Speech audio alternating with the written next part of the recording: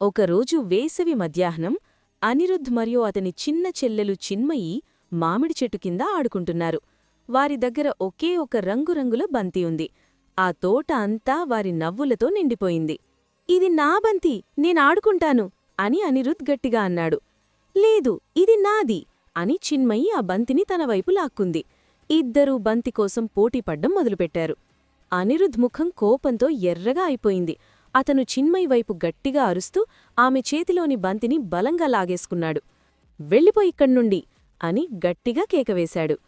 అన్నయ్య అరిచేసరికి చిన్మయి బాధతో ఏడవడం మొదలుపెట్టింది. ఆమె ఒంటరిగా మామిడి చెట్టు కింద కూర్చొని కన్నీళ్లు పెట్టుకుంది. ఆడుకోవడం ఆగిపోయింది. ఆ తోటలో నిశ్శబ్దం అలుముకుంది. అప్పుడు అమ్మమ్మ సావిత్రి ఇంటినుండి బయటకు వచ్చింది.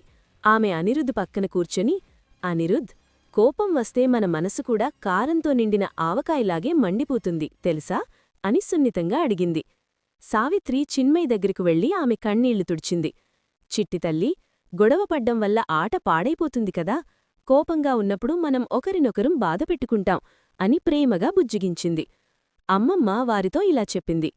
కుటుంబంలో గొడవలు రావడం సహజం, కాని అరిచే బదులు ఒకరి మాట ఒకరు వినాలి. మనందరం కలిసి ఉంటేనే ఈ ఇల్లు ఆనందంగా ఉంటుంది. అనిరుద్ధ్ తన తప్పు తెలుసుకున్నాడు. అతను మెల్లగా చిన్మయి దగ్గరకు వెళ్లి తన చేతిలోని బంతిని ఆమెకు అందిస్తూ, నన్ను క్షమించు చిన్మయి, మనం కలిసి ఆడుకుందాం అని మెల్లగా చెప్పాడు. చిన్మయి ముఖంలో మళ్లీ చిలునవ్వు విరిసింది. ఆమె తన అన్నయ్యను ప్రేమగా హత్తుకుంది. ఇద్దరి మధ్య ఉన్న కోపం మాయమైపోయి మళ్లీ తోటలో పక్షుల కిలకిల రావాల్లాంటి నవ్వులు వినిపించాయి. అనిరుద్ధ్, చిన్మయి కలిసి మళ్లీ బంతితో ఆడుకోవడం మొదలుపెట్టారు. అమ్మమ్మ పక్కనే కూర్చుని వారిని చూస్తూ మురిసిపోయింది.